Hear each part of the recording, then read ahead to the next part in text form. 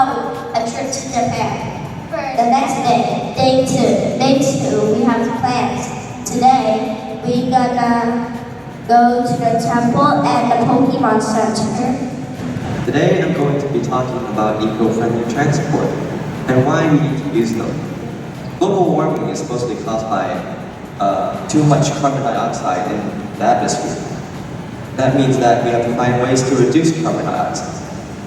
That's Pri, and today I'm going to be talking about a famous German book that I read. The main characters and why I like this book.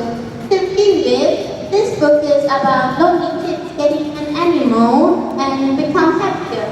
But it's also about kids helping each other and being kind to one another, making their classroom environment more positive.